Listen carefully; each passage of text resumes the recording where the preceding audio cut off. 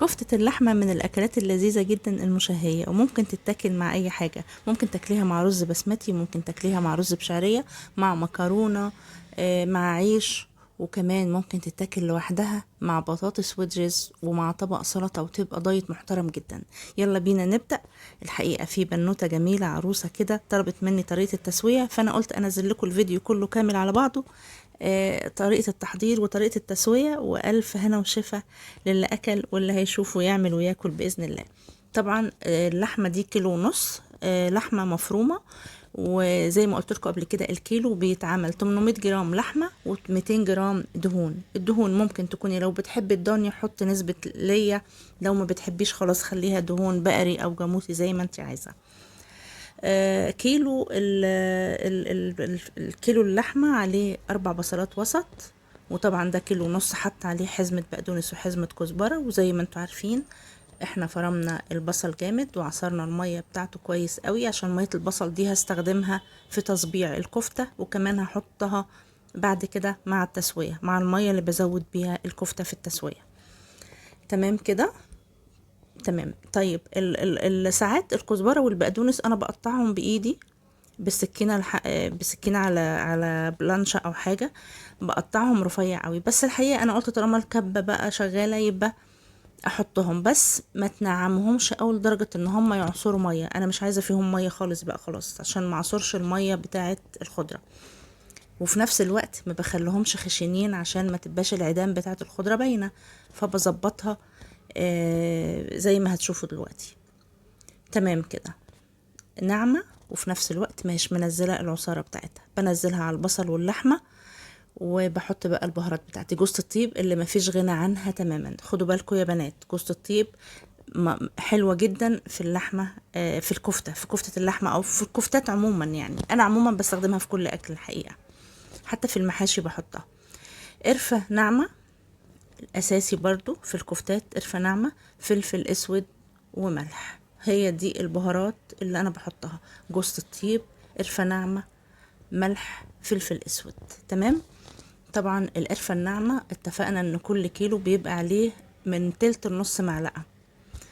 وبعملهم بقى كويس قوي، ببططهم كده، بعجنهم كده عجنة كويسة. دي حتة بصلاية ناشفة كده خشنة كنت بستبعدها. وتمام، عجنتهم في بعض حلو قوي. وريحتها تجنن على فكرة، بتبقى ريحتها باينة طول ما اللحمة بتاعتك بلدي وريحتها حلوة والدهون حلوة، بتبقى الحقيقة الكفتة ريحتها جميلة جدا. طيب انا بقى جيت لمرحلة التصبيع. انا بحب دايما اصبع على حاجة مليانة شوية. يعني دي معلقة خشب عندي في المطبخ صبعت بيها، وبحب اصبعها صوابع تخينة عشان ومليانة عشان لما تكش مني، لان لازم الكفتة بتكش طبعا، لانها اكيد بتكش زيها زي اي حاجة. فما يبقاش الصبع صغير قوي ولا يبقى رفيع، فكل ما يكون محمل كل ما يديك نتيجة احلى بعد التسوية. خلي بالك من النقطة دي. حتى لو حبيتي تعملي سندوتشات، وده اللي هنشوف في الاخر، ممكن تقسمي تقسمي الصوبع بالطول كده على 2، بتلاقيه مليان ومحمل برضه، وهتشوفيه سندوتشات في الاخر بعد كده ان شاء الله. تمام كده، صبعنا الحمد لله كل الصوابع اللي عندنا، وادتني كمية حلوة جدا. يعني الصبع مليان وعملت صينيتين اهو ما شاء الله. الكيلو ونص عمل كمية حلوة. على فكرة عايزاكي تعدي الصوابع عشان تعرفي الكيلو ممكن يعمل معاكي كام صوبع، عشان لو عندك عزومة او عندك مناسبة تعرفي الكيلو ممكن يكفي كام فرد، ودي حاجة بتبقى كويسة. ده كيلو ونص. تمام. طيب عملنا ايه بعد كده؟ دي طريقة التسوية بتبدأ من هنا. بحط الصواني بتاعتي على نار هادية. انا في مرحلة التشويح دلوقتي. بحط الصواني بتاعتي على نار هادية، وبحط في كل صينية معلقتين زيت. واهو انا بهدي النار كمان اكتر واكتر، عشان دي كأنك بتشوحي لحمة بالظبط. بشوحها واسيبها تنزل المية بتاعتها وبتشربها تاني. تمام. الكفتة بعملها كده، اسيبها تنزل ميتها وتشربها تاني، وبديها صدمة على الوش التاني. يعني هقلب كل الكفتات دلوقتي على الوش التاني، لان هو الوش الاولاني اخد صدمة. بقلبه بس بالراحة بشوكة بالراحة قوي، وانت بتقلبي ما تقوليش هقلب كده على بعضه، لا قلبي صبع صبع بالراحة بالمعلقة او الشوكة.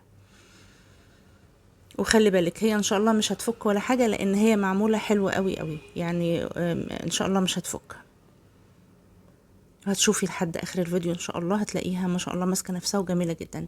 هنا بدات تتشوح، بس لسه طبعا هغطي عليها تنزل ميتها كمان. بس لما كشوا شويه، وده طبيعي جدا ان الكفته تكش معاكي زي ما قلتلك، حطيتهم كلهم على بعض عشان تبقى تسويتهم واحده ويبقى طعمهم واحد، وبتبقى خطيره جدا.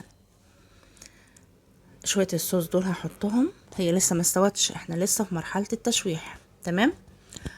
هغطي عليها، هتنزل لي شويه صوص كده صغيرين وتشربهم تاني اهو. هي لسه كده في مرحله التشويح يا جماعه. بعد كده هي اتشوحت خلاص، حطيت لها 2.5 كوب ميه مع ميه البصل. هي كده انا زودتها ميه مع ميه البصل، وهسيبها برضو على نار نص ونص تستوي براحتها خالص، ما تستعجليش عليها. وكل ما تكون نارك نص ونص بتكون التسوية احلى وتديكي نتيجة اسرع. خلاص كده تمام. الكفتة معايا بقت جاهزة ورائعة ورهيبة، واللون والريحة تجنن. شفتوا؟ ولا فكت ولا اي حاجة، ومستوية وجميلة جدا. طيب هعمل ايه بعد كده؟ هجيب الزبدة بقى واحطها عليها. لازم احط انا كده بقى.